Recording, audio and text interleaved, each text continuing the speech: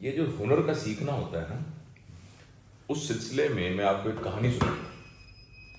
ایک آدمی تھا، وہ بڑا ایکسپرٹ چور تھا وہ چوریاں کیا کرتا تھا، لیکن کبھی کبھی اس کو شرم بھی آتی تھی کہ یار یہ میں کیا کام کر رہا ہوں، لیکن بہرحال وہ خاندانی چور تھا، مختلف ٹیکنیک سے وہ سکلز لگاتا تھا، جیسے تمہارے کام میں نہیں کوڈ لگانا، سکل لگانا، مختلف سکلیں لگاتا تھا۔ اس کے بیٹے نے کہا کہ ابا جی یہ جو خاندانی کام ہے تو آپ مجھے بھی سکھائیں۔ اس نے کہا بیٹا چھوڑو پرے، تم کوئی اور کام کرو، یہ تم کیا کر رہے ہو؟ اس نے کہا نہیں ابا جی مجھے بھی سکھائیں۔ اس نے اس کو اتنا تنگ کیا تو اس کے استاد نے کہا کہ میں سکھاتا ہوں۔ اس کے ابا نے کہا چلو میں تمہیں سکھاتا ہوں، تم رات کو ایسا کرنا۔ اب اس کو نا کاغذ کے اوپر کچھ ڈوز اینڈ ڈونٹس بتائے۔ ایک تو کالے رنگ کے کپڑے پہننا، نمبر 2 جوتا ایسا پہننا جو آواز نہ دے، کپڑے ایسے ہوں جو جسم کے ساتھ چپکے ہوں، یہ سامان ساتھ ہونا چاہیے۔ تو وہ تو ایک اسکل سیٹ اس نے پورا اس کو، اور جو انوینٹری تھی وہ ساری بتا دی۔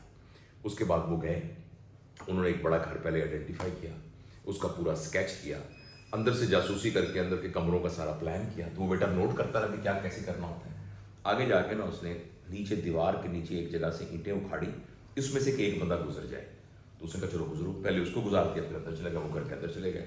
پھر سم ہاؤ میں ڈیٹیل میں نہیں جاتا، کرتے کرتے کرتے وہ اس کمرے میں پہنچ گئے جس کمرے ایک بڑی سی الماری تھی جو تجوری تھی، اور جس کے اندر ان کا سونا وونا پڑا ہوا تھا، اور اتنا تھا کہ بندہ بھی اس میں گھس سکتا تھا، کیبنٹ تھا۔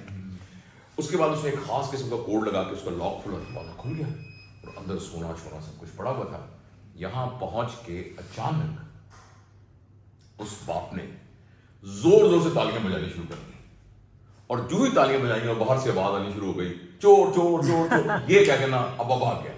ابا بھاگ گیا، یعنی جو مینٹور تھا وہ بھاگ گیا، اور وہ اندر اب اس کو سمجھ نہ آیا کہ کیا ہے، وہاں سے بندے، اب اچانک اس کو کچھ بھی نہیں، اب کوئی اسکل ایسی نہیں تھی جو اس کے پاس موجود تھی۔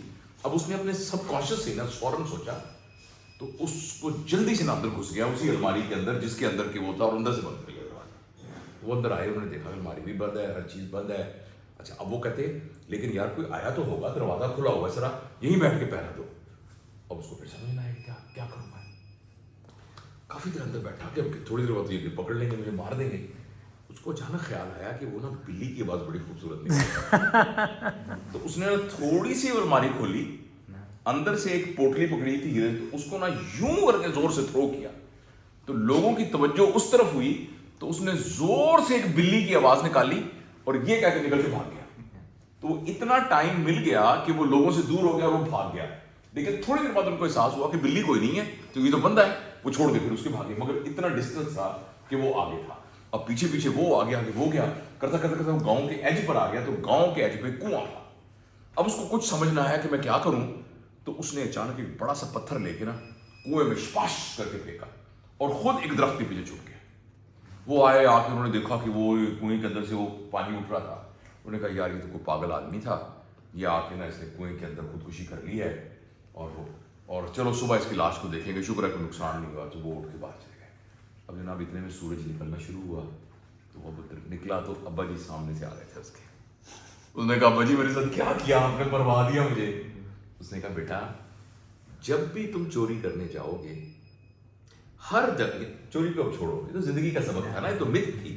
متھ کا مطلب یہ ہوتا ہے it may not be true but there is truth in it۔ یعنی متھ کا یہ مطلب ہوتا ہے کہ یہ سچی ہوتا ہے، سچی بات نہ ہو مگر اس میں سچائی ہوتی ہے۔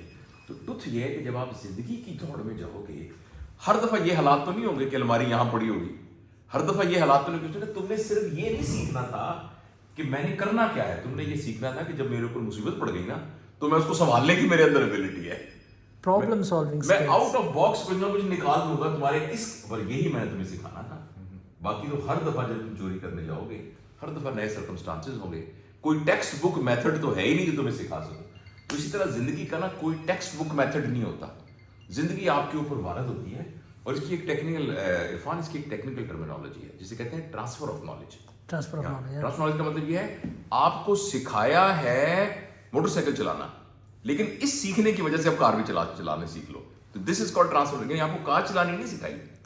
تو ٹیچر، مینٹر آپ کو ایک نا تھیوریٹیکل سیٹ سے گزارتا، لیکن جو مین چیز مینٹر کرتا ہے وہ یہ کرتا ہے کہ آپ کے اندر اس ایبلٹی کو جگہ دیتا ہے کہ جب کوئی نہ کوئی بالکل ان یوزول سرکمسٹانسز آ جائیں گے تو آپ آؤٹ آف باکس سولوشن نکال دو گے۔ تو یہ ہے سارا جو ہے نا کہانی سکھانے کی. استاد کا یہی کام ہوتا ہے بس.